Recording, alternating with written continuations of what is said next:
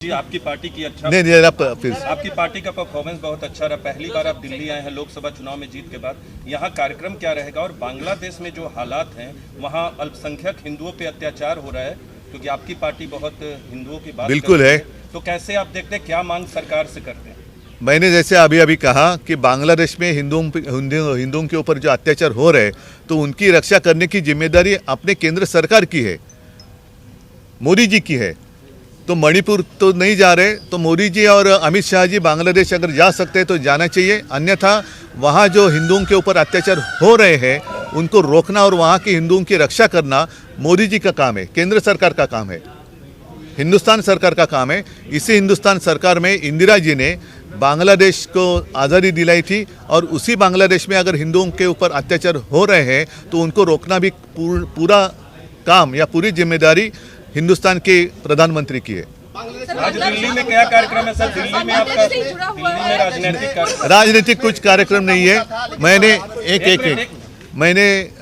मैं लोकसभा चुनाव के बाद दिल्ली में आया हूँ और चुनाव के बाद इंडिया आघाड़ी की मीटिंग हुई नहीं है, तो मैंने सोचा सदन चल रहा है, सत्र शुरू है, तो हो सके तो सारे लोगों के साथ मिले, बात करें, आगे कैसे जाना चाहिए, इसके ऊपर एक विचार विमर्श होने की ज़रूरत थी और मैं जितने लोगों को मिल सकता हूं कल तक मिलूंगा। उद्धव साहब, लेकिन जो महाराष्ट्र का चुनाव है सबसे बड़ा चुनौती इसके बाद की आपके सामने की होगी महाराष्ट्र के विधानसभा चुनावों की।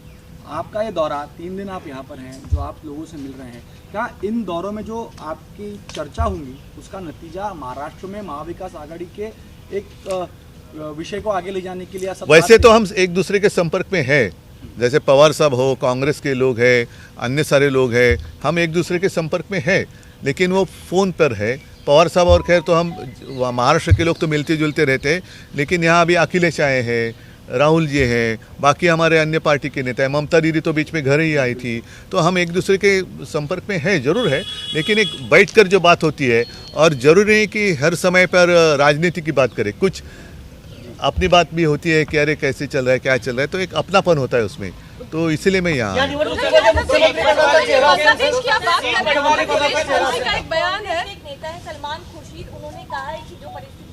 बांग्लादेश में बनी हुई हैं वो हिंदुस्तान में भी बन सकती है, क्या कहना चाहेंगे आप?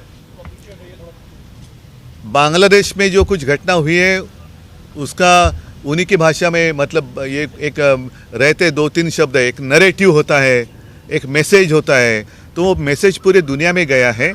और जैसे इजराइल में कुछ हो रहा है, ऐसे बीच में बातें खबरें आ रही थी, वहाँ के प्रधानमंत्री को तो घर के बाहर निकलना मुश्किल हुआ था, भारी संख्या में वहाँ की जनता रास्ते पर सड़क पर उतर कर आई थी। लंका में हुआ, अब बांग्लादेश में हुआ, तो सारे लोगों ने समझना चाहिए कि जो सर्वसामान्य आदमी होता है वो सबसे श्रेष्ठ होता है, बलवान होता है, उसके एक सहनशीलता की मर्यादा होती है, उसका उल्लंघन नहीं होना चाहिए।